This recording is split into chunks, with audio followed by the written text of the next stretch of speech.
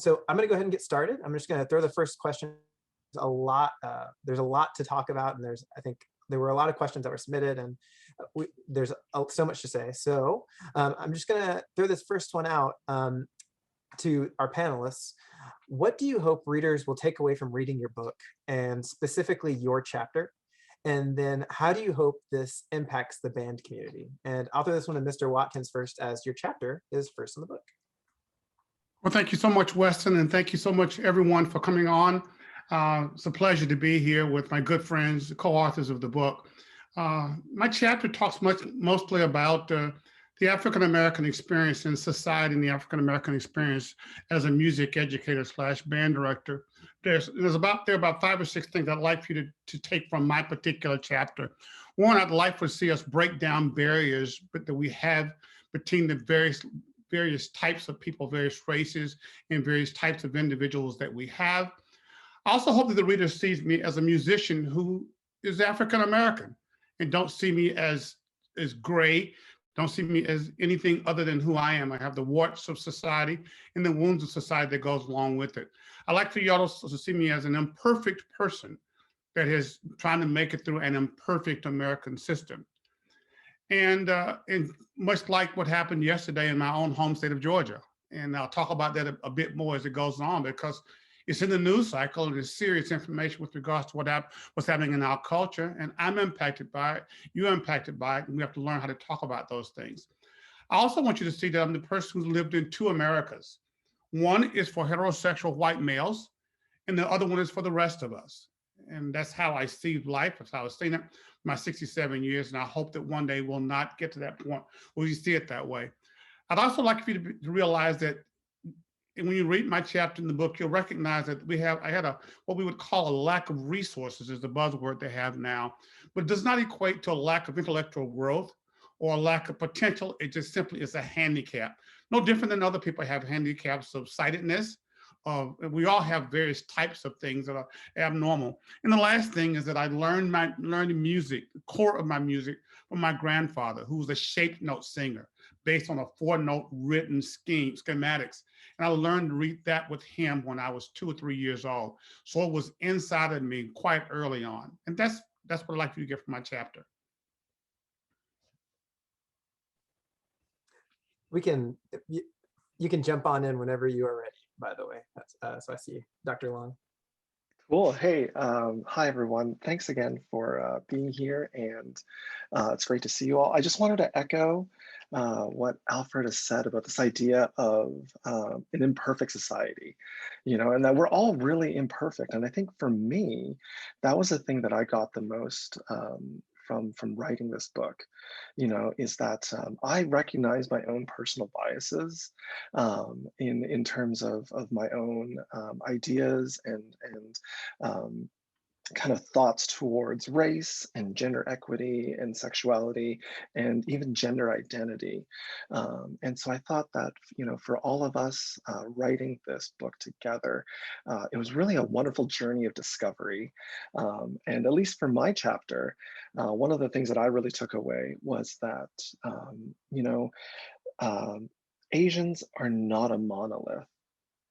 There are so many different people under that umbrella of Asian, and for me to really truly understand the diversity that exists within Asian culture is really important. And I think Alfred was going to probably talk about the events in Georgia, but I think for me, recognizing that not only is there a cultural diversity in Asian culture, but there's also an economic disparity that exists, in Asian culture, and we saw it a lot, with the recent shootings in Georgia.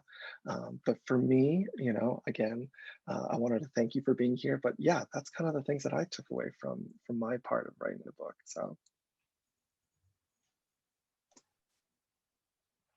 Rob, I want to make sure I'm not jumping on Rob here because I've given you a chance to talk as well.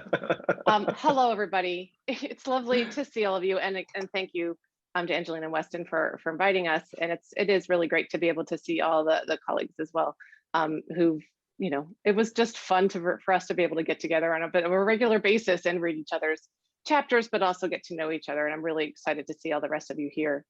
Coming out of my chapter really is the concept of the one story, the single story narrative, and how so much of our perspective on underrepresented is often characterized by that one story that we know. And how that in a way kind of contributes to what Erik was talking about, as this kind of monolith. Like, we have a one perspective and we think we get it, but we really don't. I mean, we don't, there's not even that in anybody's story, right? Everybody has their story. And one of the reactions from one of my very good friends about this, because he was present with me as I was going through a lot of the questions that I had, that I talk about in the book. And he was like, I never saw you needing to narrow your mindset about what was possible for you in your future. And I was like, well, of course you wouldn't, because that wasn't a question you would ever ask yourself. Like, you would never have that question for you. So you would automatically not put that question on somebody else. But unless you understand that perspective of what somebody else is experiencing, you just literally don't understand the same way of thinking. And when I relate that back to even when I was teaching in Ypsilanti, which is just a neighboring town to here, I had a lot of students that were African American. And I remember just not quite understanding the culture. And all of a sudden, when I understood like why they were being so verbal coming back and like so much energy, and I'm like, this is not my experience. And I went, oh my gosh, this is like the experience that they have in church. They're actually really excited. And I grew up in a church that was we're all quiet and we barely applaud after things are done. But I remember that, like, understanding all of a sudden that experience and going, that's not what I took it as, because now I'm getting a different experience. And so I understand that situation from another perspective. So I don't judge it the same way. I think that's so remarkably important. And we're only just touching the surface of what it is to really be diverse. I don't know, as much as America would claim to be diverse, I don't know that we've ever really been. Because there's always been this one dominating mindset about what it is to be American. And only now are we starting to scratch the surface that, wow, we have never gotten this in the last 200 and more years. And so we have a long way to go. It's almost like we're getting this aha moment of going, wow, the blinders have been lifted off. And so that to me is what I hope we get out of this book, and what I hope will continue along the way.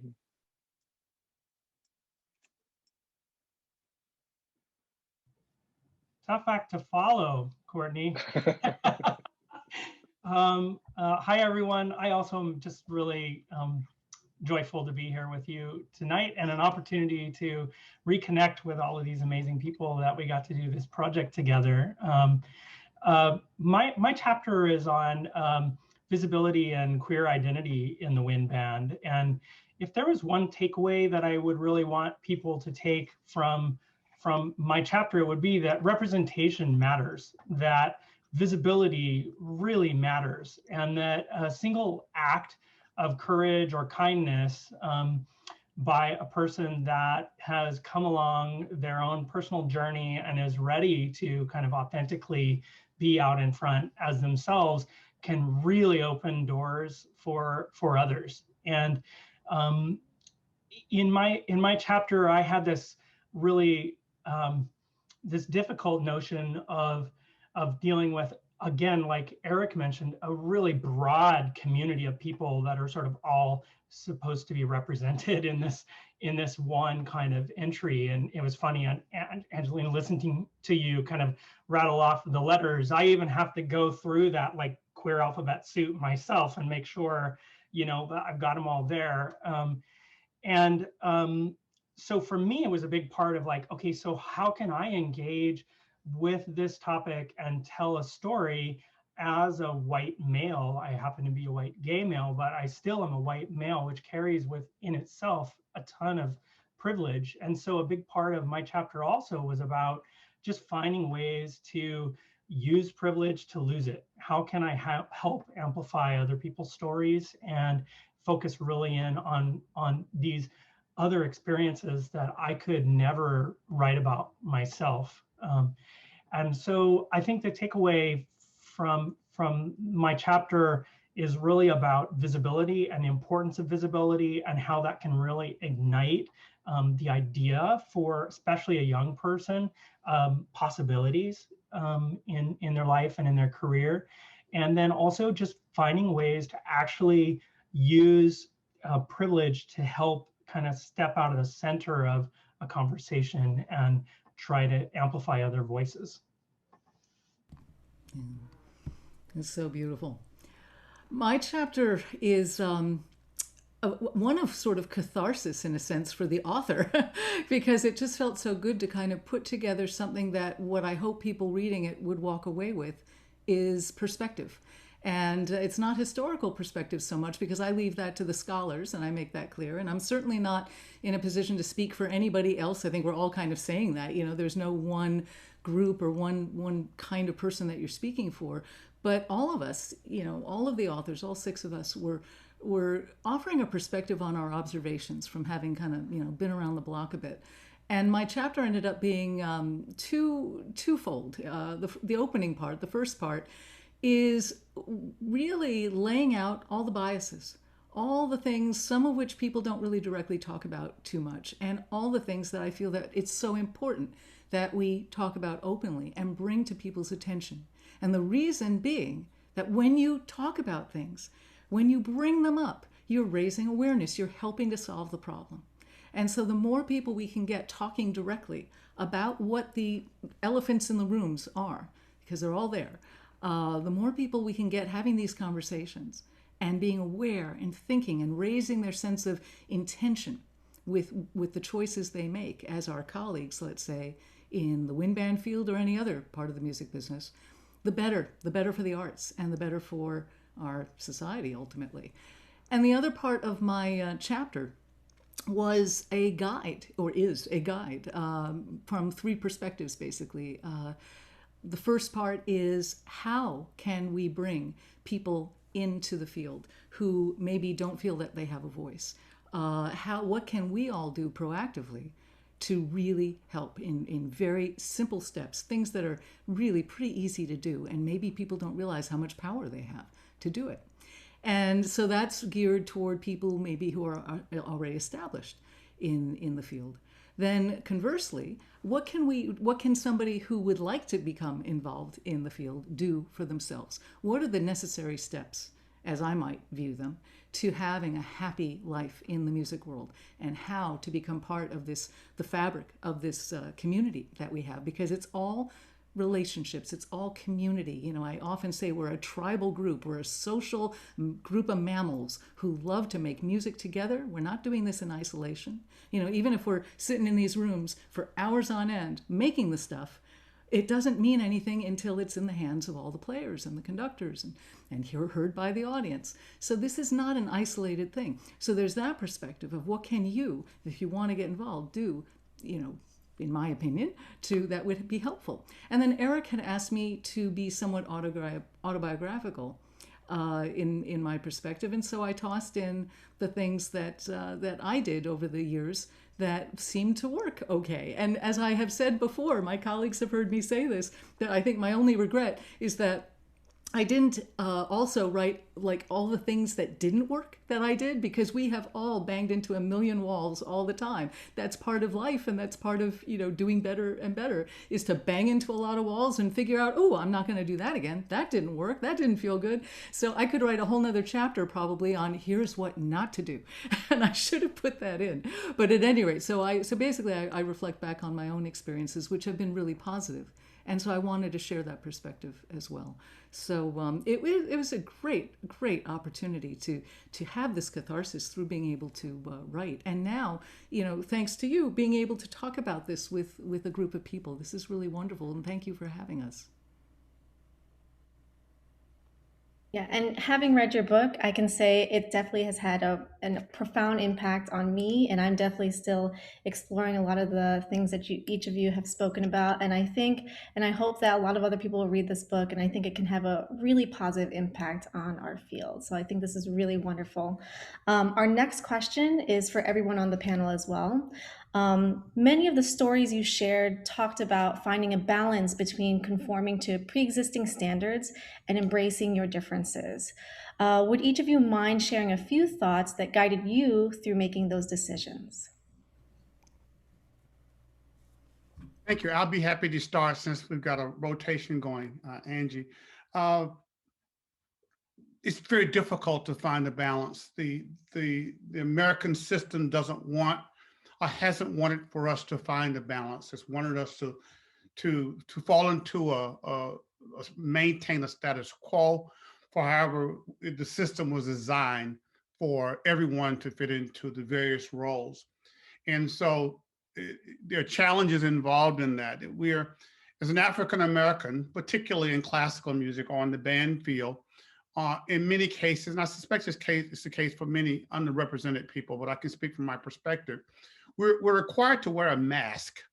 We can't allow for our true souls, our true personalities to be forward. I wore that mask for much of my childhood in being quiet and respectful of elders. I wore much in about the first half of my professional career, and then I decided that no longer. But an African-American male that was confident is considered to be arrogant. It's fine for white guys, but it's not good for us. And when young African-American women are confident, they're called worse names. It's a part of societal's push down system. And so they taught us that we are a melting pot and we should take of our own individualities and blend them into what now I understand is this world that was designed not with me in mind. You've not lived until you've gone to grade school and high school and seen photographs in social studies classes of all the presidents of the United States and not seen anyone who looked like you or your father or your mother or your grandmother or your auntie.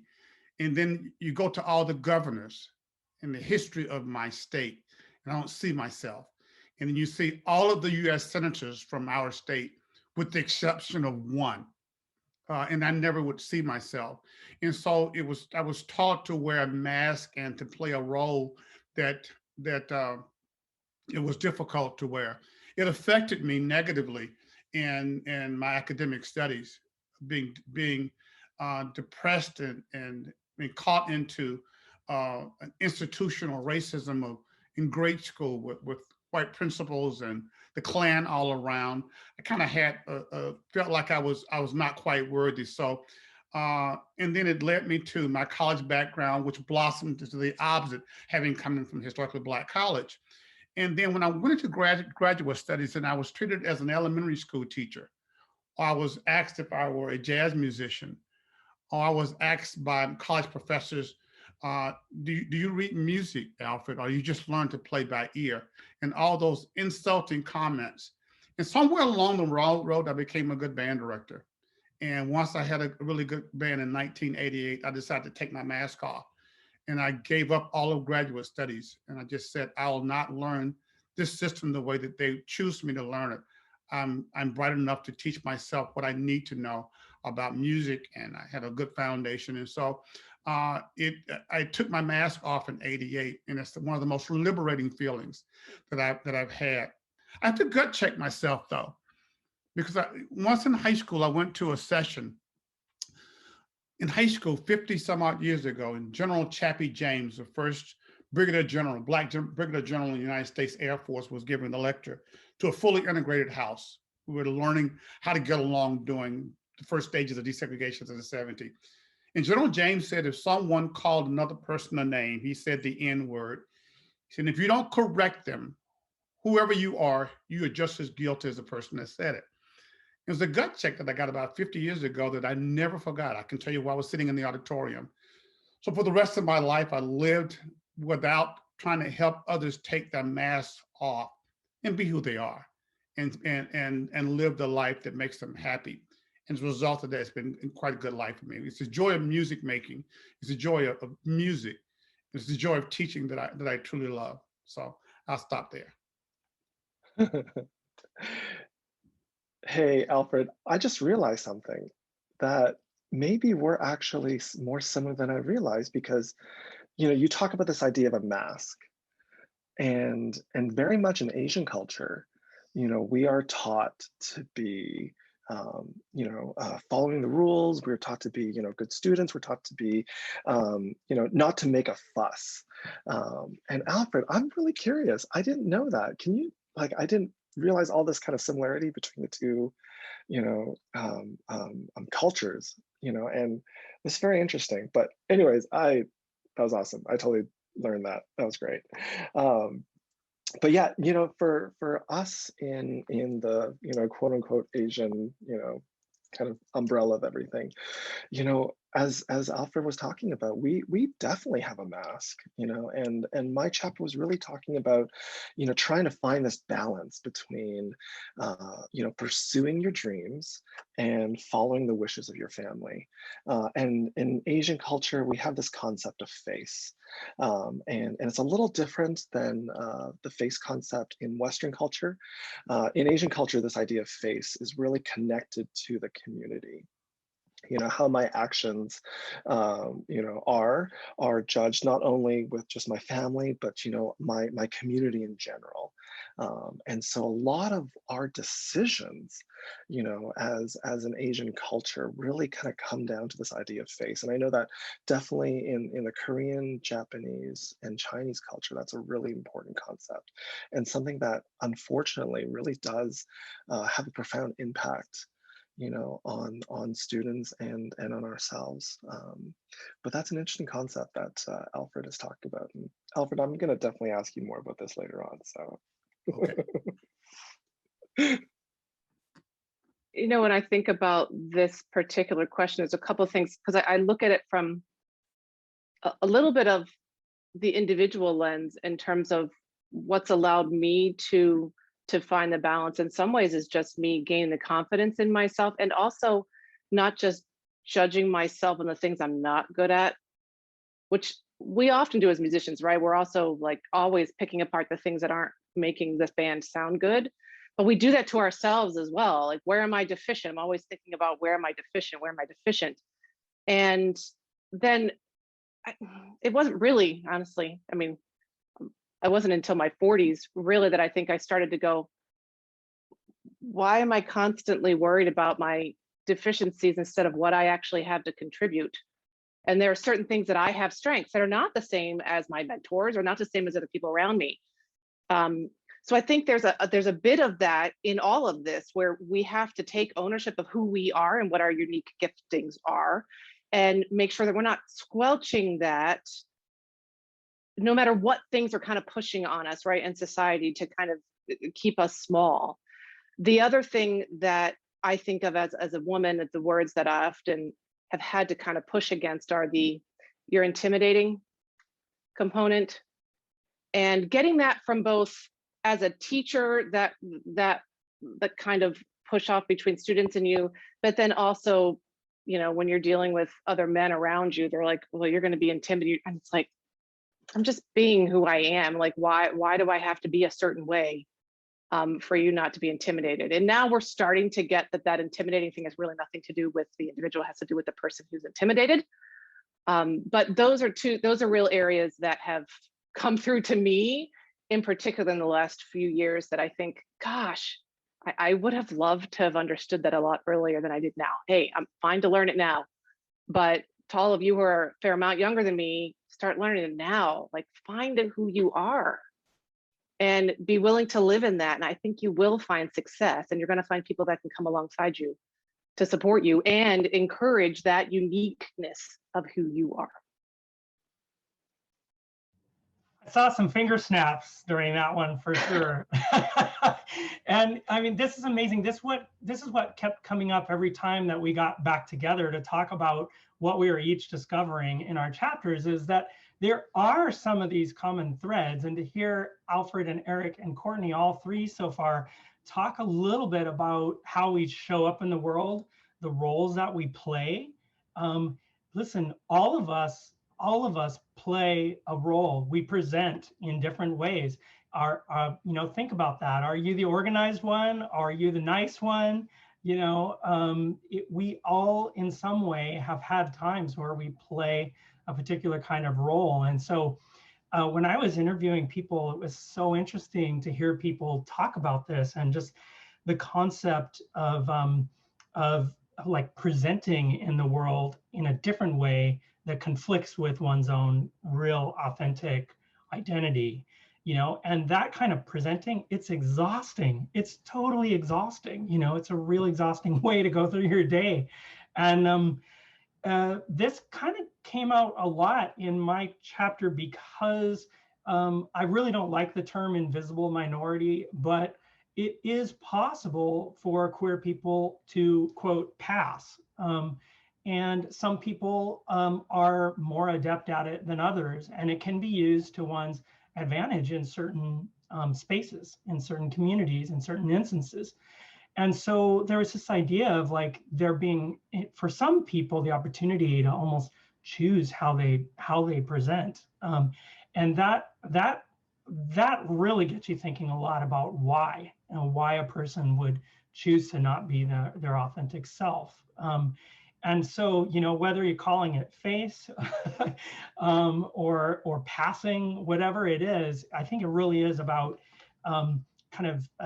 playing a particular role. And sometimes that's out of sync with how we really feel. And that's like an ongoing battle to be able to find the confidence to align those and just show up, as you. And it can be really stunting to self-actualization, to not go down that journey, or to be in a situation that prevents you from being able to do so. And a lot of people talked about those kinds of struggles in the interview that I did. But again, this is a common thread that came up actually, I think, in every single one of our chapters. I might have the least to offer as the sole composer today. If Jodie were here, she would chime in. But being a composer is a very different animal, of course, than being an ensemble director. And also I'm not on faculty anywhere. So I'm sort of this lone wolf. And the whole definition of being the lone wolf independent composer really is follow your own drummer, right? March to your own vision. And if you're not doing that, and I say this to the composers in this group, here today, whoever's tuned in, if you're not being your authentic self as an artist, forget about gender, race, all that other stuff, just as a human being, if you are not dialed in to what you have to say, that is going to contribute to a repertoire, maybe a little differently, because it's unique to you than everybody else. If you're not dialed into that, then you got to work on getting there. And I don't think any of us start at that place. Certainly in my 20s I was flailing, in my 30s I was flailing. Courtney talks about in her 40s she started to kind of get there, and it's like I think it's the same for me. Certainly by the time I hit my 50s, yippee, I figured out kind of what my purpose is artistically. But I was very lucky because I was never thwarted. And we'll talk about that possibly when the next question comes up. But because I was never thwarted, I always had this sense of responsibility just to myself, that it's up to me. No one is putting me under their thumb, or I don't have to work to be hired by anybody or employed by anybody per se. It's up to me to be honest with myself about where my strengths are, where my weaknesses are, what I don't do well, and what I might do a little bit better, and follow that path. So, for those of you who are composers in this Zoom community tonight, write the music you want to hear, and never listen to the thoughts that other people might say about what you should be doing or what you should be writing. I don't believe in the word should very much at all. Amazing. So our next question, to kind of move it along, our next question is for Mr. Watkins and Ms. Shapiro. As your chapters deal more with your direct personal narrative, we were curious, what were your revisiting your past experiences and sharing your story. And then how has your perspective changed from when they were happening in the moment? I'll start off with this one. Oh, okay. No, go right ahead. Give me a chance to think. Help yourself. Okay, think. I don't like to follow you, however. Go right ahead. So for me, it was one of the things that was very interesting because, as I mentioned earlier, Erik had invited me to make it somewhat autobiographical. I mean, it's not the Alex Shapiro story, but it's, I kind of ping back to some of my own experiences. And the thing that was really just glaringly obvious to me is what a rarefied upbringing I had, and very unique and extremely fortunate to have such a lucky environment to grow up in. As I call it, my lucky bubble. And it's the beginning of the chapter where I had parents who literally said to me, you can be anything you want to be as long as you're good enough. That's pretty cool, and they were happy to put money together to give me a music education, even though they weren't particularly dialed into my life or what I was doing. They supported my efforts. They didn't thwart them. And that's huge. And that on top, because so many people don't have that kind of background. And so here I am writing about that, realizing, oh my gosh, this is very special and quite wonderful. Not that I didn't realize it before, but when you put it into print, you really hear it. And then the other thing, of course, is that, I didn't have negative experiences. I grew up in this big liberal city of New York City, liberal, relative to other parts of the world. And my teachers were of all different, backgrounds. And everybody in the world that I swam in was just, reflective of what would be an ideal diverse society, whatever that means in America. So growing up, I didn't suffer any discrimination myself as a woman or as a young woman, and I didn't see it up close and personal. And so what I did come to, right, not long before I wrote this chapter, as I grew into adulthood and got out in the world, I observed the difference between what my experiences were, which were in that lucky bubble, and what the real world is. And that was, it's not pleasant, obviously, and it needs to be, screamed from the rafters. We all need to be talking about it, as I said before. So that was something that came to me from doing the chapter, is realizing what a wildly different existence and fortunate one I had than so many women in my case. And I feel that having had the positive experience, it gives me that fodder with which to say to other people, this is kind of what the world should look like. That's much more supportive and equitable to women. So let's talk about that from that perspective, Alfred. That's great. Yeah, my background was a bit different from hers, and had Alex grown up in the Deep South, her experiences, as she knows, would likely be quite different because of the nature of the beast. One of the things that I discovered was first of all, it was a very difficult chapter to write. And when Erik asked us to do it, the timetable was somewhat different, till the publisher moved it up. So here I was writing this chapter about growing up as an African-American in the South and an African-American band director in the midst of the George Floyd 8 minutes and 46 seconds death, and Ahmaud Arbery and Breonna Taylor. And I'm writing all of this in the middle of it. So I'm crying, puppy dog tears, and trying to express myself when I was in complete and total rage. So I just decided that I would tell my story, and that my story, if they didn't want to hear it, they didn't have to buy the book. But they needed to hear that how, as a person in profession, what I had seen. And these are some of the things I realized as a result of it. I've lived with what I would suspect psychologists would call repressed trauma for many years. And those are traumatic situations that go in the back bowels of your mind. You push them in the back in order to go move forward. I'm a poco a poco guy. I believe in little by little. I'm the tortoise as opposed to the hare. And I will outlive you and continue to try every day to improve my skills and to improve the next person.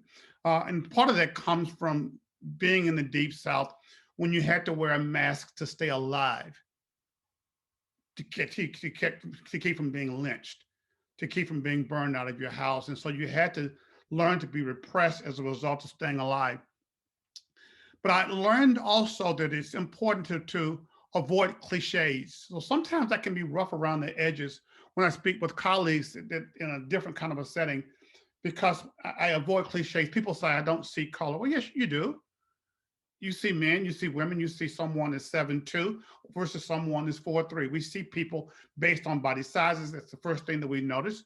Or someone will say, well, I have a black friend. Well, that's racist. That means you have one. And don't say that you like me because I'm nice. That means that I have to conform to whatever opinions you may happen to have of who I am. So I use the polka, but more importantly, for all of the people that hear my voice, you just got to have skills. We can't allow for anything to get in the way of it. So one of the things of your growth, so one of the things that I discovered is that I wanted to have skills because I wanted to be good at what I did, even throughout all the repressed trauma that I had to go through. And you have to divide, I had to devise tons and tons of coping mechanisms to be able to navigate myself through the overall system. For me, I used it as motivation to prove them wrong. When I would have a band that played the Midwest Clinic, and my graduate teacher would ask me, how would I do this music in the elementary school? Or I bet you played jazz a lot. Did you play in a dance band in high school? No, I was a classical trumpet player.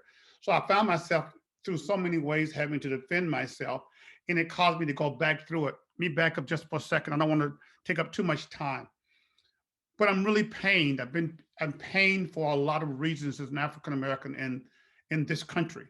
As late as yesterday, when our state government decided that because the voting booths in the Deep South or in Georgia in particular, the lines are extremely long. And now I'm not allowed to take water to my wife, who happens to be in a voting line, for 5 or 6 hours. And when you see the photograph of our governor signing the repressive voting rights bill, look behind him at a photograph, at a painting. It's subliminal. It's called Brick House from the Callaway Plantations. And it's that's the painting that he chose to use as his backdrop, which was kind of a dog whisperer message to the white supremacists in our state that this is my side. And the Callaway plantation was famous for housing slaves. Bo Callaway was part of the Dixiecrat Party.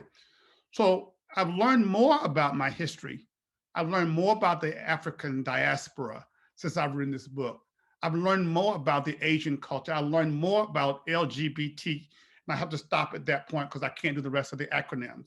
And I've learned more about the way that society is put together. And lastly, I learned that it's okay to talk about politics. Our country was founded on those same principles. And they told us forever, and I've already identified that the they group to you earlier, but they told us not polite to talk about politics because the people that are sometimes on the receiving end of the not the graces of politics are the white heterosexual males. And they've established the rules and regulations of our society. But when we founded Jonestown in 1607, the slaves showed up in 1619. So we came as a result of that political decision that they made. And we were in bondage for 250 years, another 150 years of Jim Crow laws, able to vote at the age of in 1964, which meant my grandfather and none of his ancestors ever voted in the history of being in America since 1619. And yet I'm not supposed to talk about it. I'm supposed to zip it up and not be concerned about it. And so you must have the courage, as John Lewis says, to get into good trouble. He was a retired, he was the late representative in the United States Congress and a native son of mine. He said, you must get into good trouble. When you see something that's not right or not good, you must speak out.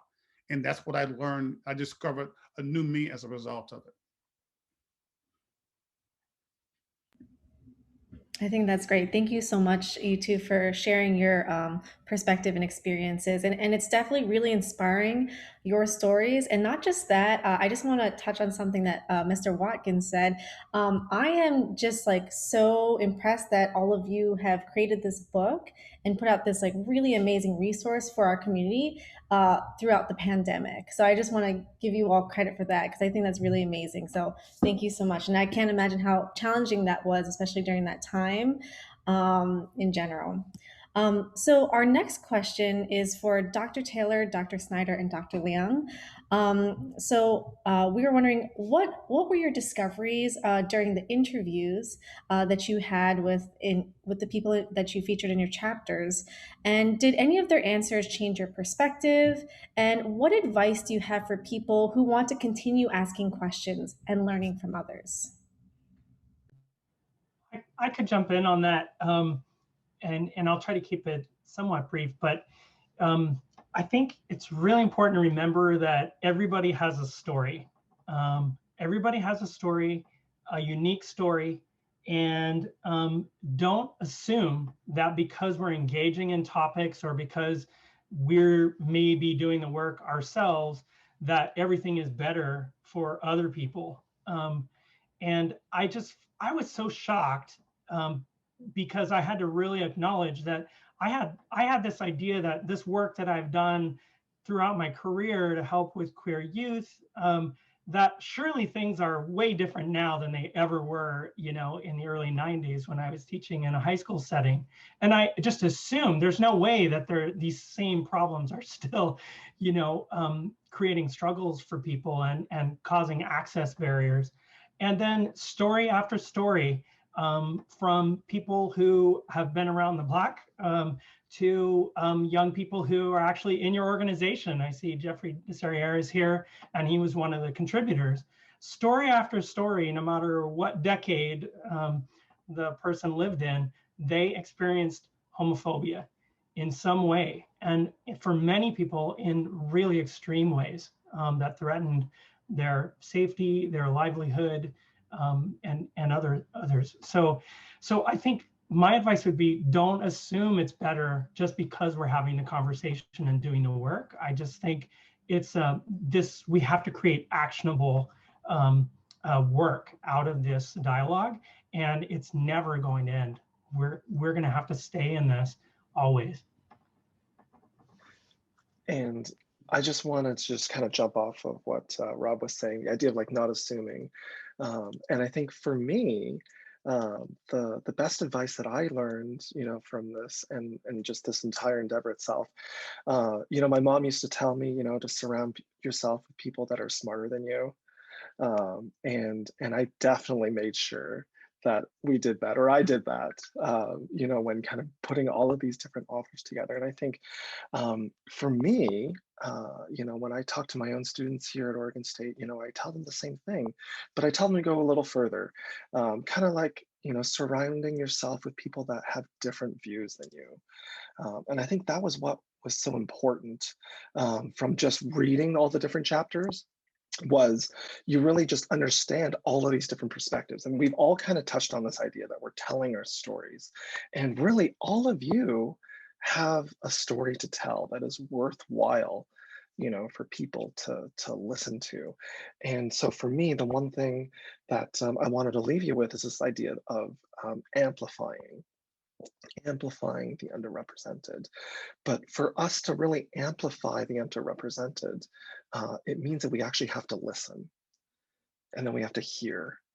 And so I think for all of us, and for me included, to actually listen and to make room, you know, for Alfred's story, for Rob's story, for Alex's story, for Courtney's story, for even Jodie's story, and for all of your stories. That was the thing that really changed me, and something that I will continue to do as I, you know, go forward. Continuing along that, it's you know, when I first, so I presented on women band directors back at Midwest several years ago, and I kind of picked people who are within my generation and a little bit older. But it was interesting when I got response back that there was a little bit of pushback from some of the very older generation of women, and that they didn't feel like their voice was being heard. And so that in part is really what resulted with the WBDI presentation, where the majority of this came from. There's still an element within the circle of women, and I'm really honestly, probably within any underrepresented community, where the competition factor can often get in the way lifting each other up. Like when it's, you feel like you're kind of in this scarcity competition, like there's only so many opportunities for a woman, so therefore you're going to all compete against each other, which is another way of the people in power keeping the people fighting against themselves, right, who aren't in the same power, instead of fighting where it really needs to go. But that's still an issue that that we all have to grapple with. I think that we have to be able to not only hear those stories, but support those stories and encourage those stories, and recognize that it's not about competition. Like there's room for all of us. There is room. The other thing that really came to mind in this particular group of women was recognizing how, for a lot of band directors, especially my experience growing up, like my mindset of being a woman band director was still a white woman band director. And I really didn't understand that there's much more diversity within women. And when you even look back to voting rights with women, you know, suffrage movement really was a white woman's movement. And this element of bringing in more people, so hearing Roxanne's story was really important to me, and hearing the things of how she was deliberately like blindsided, even really gaslighted into not even having her group be able to play at the state festival. Like that's just a horrible display of racism. And it's started me in an understanding a bit more of intersectionality of these different ways that people are being judged. And maybe the last thing that I say, and only because I'm really on a Ted Lasso kick. So if you guys have seen Ted Lasso, like, you're going to understand this. If you haven't, you just need to watch Ted Lasso. So there, and I'm not kidding, like it's so good, because he brings up this little moment. It's a Ralph Waldo Emerson quote that's like, be curious, not judgmental. We need to be curious about each other's stories instead of judgmental because it's different than our own. And that was just like, I got that from a sitcom. Like, that's brilliant. But we all need to live that. The being curious, like, we're supposed to be curious. We're educated people, right? That's the whole nature of it. So be curious, not judgmental.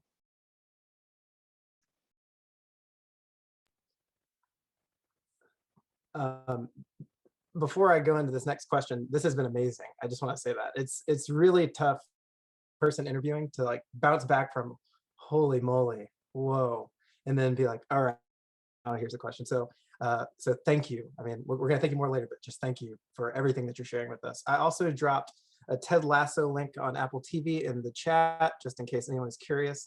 Recommendations from smart people are always a good thing. So our final question, we're kind of running short on time, is kind of a broad one. So what are the next steps? What advice would you have for people who want to continue advocating for diversity, equity, and inclusion? And what are some of the challenges we face now, and how has moved forward?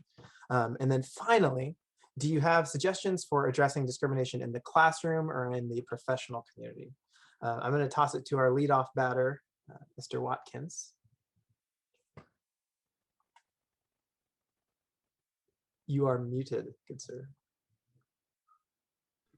Thank you. Thank you. I'm sorry. You didn't need to hear what I said anyway. What are the next steps? It's activism within the profession. Most music schools in our country, you can earn a terminal degree without being required to study the music of over one half of the world. We spend too much time on certain other subjects. We don't study Pacific Rim, we don't study Africa, we don't study South America. There you have it there. Not much in the Middle East.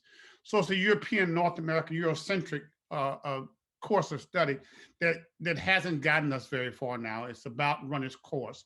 So you must become activists in doing that. You must speak up and be consistent in your beliefs, and you be persistent in your beliefs. I suggest don't allow for the status quo to become normal. MLK quote says, our lives begin to end the day we become silent about things that matter. Be real careful with acronyms that come through. We made a mistake with socioeconomic. I knew it was a mistake when I heard it many, many years ago. So probably designed by sociologists. And it has turned into, our community has changed. It has become brown. It's become brown and poorer. And that's what the socioeconomic expression is now. We must be careful with buzzwords such as DEI, that now is the common buzzword. And as long as you have a DEI group, we're in a protected veil so that we're covering, we have a department, we have a group that covers that. It's just a simple acronym. We need awareness, we need representation, we need conversation. We need real conversation with real people that have experienced these things from a firsthand knowledge.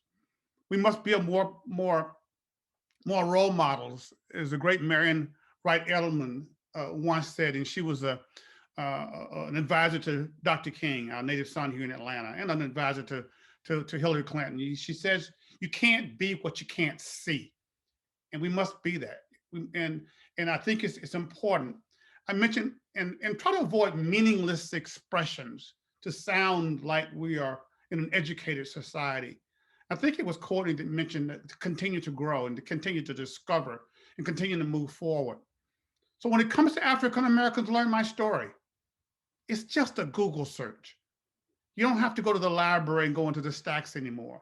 You can certainly learn so much about my story just by doing a Google search. And I'll tell you one now. Study the story of 40 Acres and a Mule. At the end of slavery, when General Sherman did his march down through the South, straight through my hometown of Atlanta, into Savannah, that ended the Civil War. He was charged with dispensing land.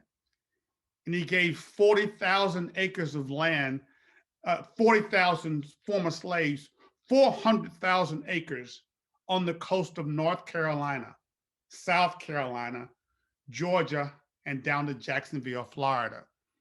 This happened just after the Civil War in 1863. Lincoln was killed, the next president was Andrew Johnson, came back and took the land.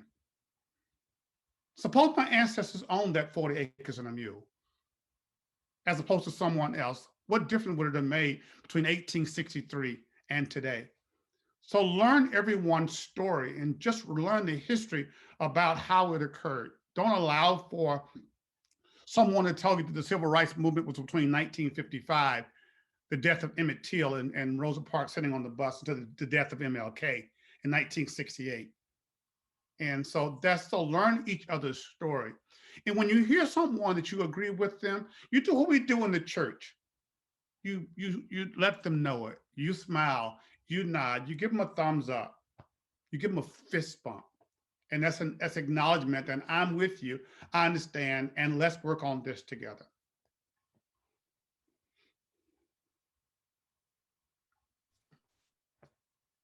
I'm bouncing right off of that, if you don't mind.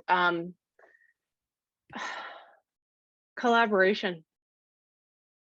We don't move forward unless we start working more in teams and less on the genius leader, the top-down approach. When we're trying to bring more people into the fold, we have to support them as well and recognize that, you know, I teach in a university system, a lot of us do. They're still predominantly white. So there's a, you know, you could do all you can to hire diverse, but then if you're bringing one person in, it's a huge cultural difference, and you might not feel the support. You need to support those people that you value in bringing in. They can't do it alone. And this push off of like, you earn your keep kind of thing, instead of I'm here to help come along with you and we're going to succeed together. Like, that's a whole different way of living in a society than what we've really done in this country. And I look forward to actually seeing it come to fruition. I don't think I'm seeing it quite yet. I think we're learning it. But to me, I don't see a way out of this unless we start thinking that our strength comes from who we are collectively and not just about the individual. It's what we contribute individually to that collective. But if it's all about the individual, we're just going to continue the same status quo that we have.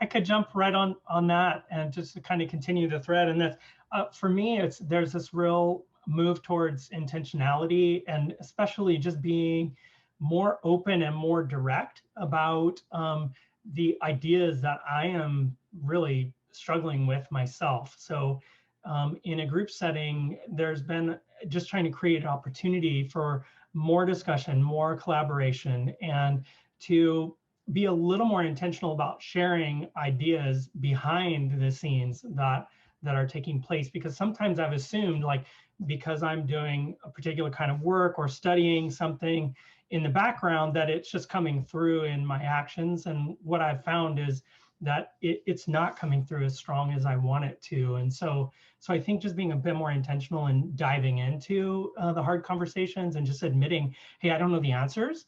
Like, let's ask these questions together.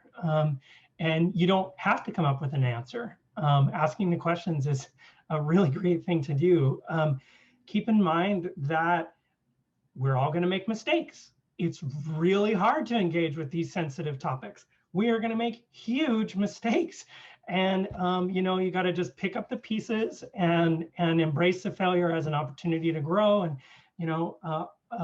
I just think, don't double down and on cancel culture or whatever it is. Like, we just have to be open to making mistakes and moving through those and learning from them.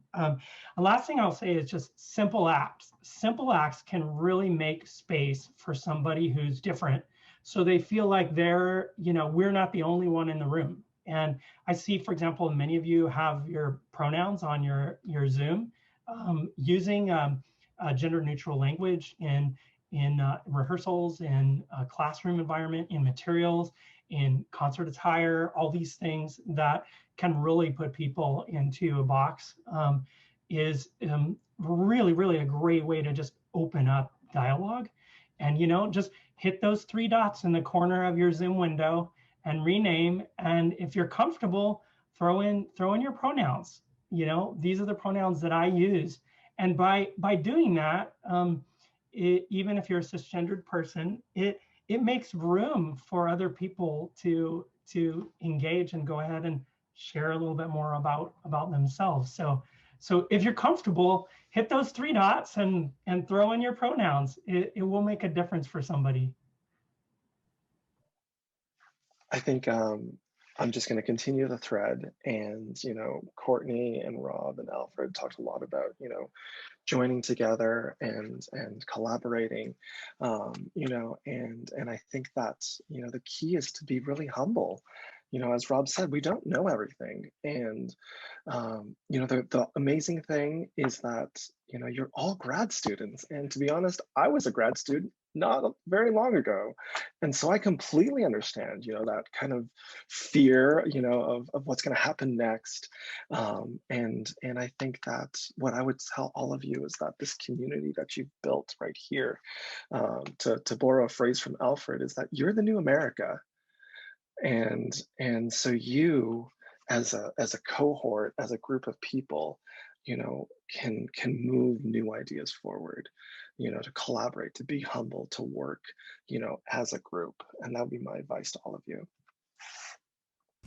And on the heels of all of this, what Erik just said, every one of you, all the grad students here and anybody else, every one of you has an important voice in our society, an important voice toward normalizing everybody equally, everybody's equal participation in our field. And that comes from talking about it, which we are saying this kind of over and over again in different ways. But do not shy away from these friendly, caring conversations about these topics. Don't shy away from them. You don't have to be hostile and off-putting when you're talking about it. You don't have to feel like it's an off-putting thing. It can be a wonderful, like this conversation, just a wonderful journey of discovery of what America, it is such a young country, of what America has been so far and what it can be. And everybody here, no matter where you are in your career, your voice is equally worthy and important. So this is how we normalize stuff, is by participating and putting faith in each other to keep moving the peg forward. Awesome. Thank you so much. Can we all join in giving a Zoom hand clap to our panelists today for their amazing information?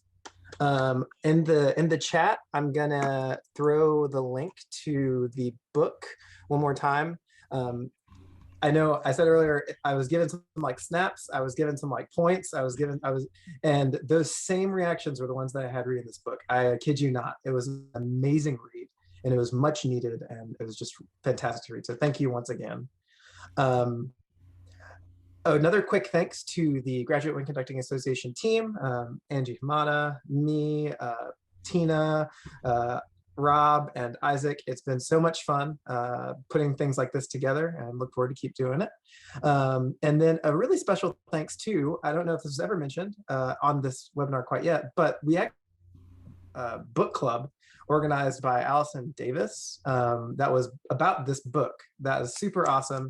And there were some pretty awesome conversations about the different chapters. It was really an awesome thing. So thank you as well, Allison.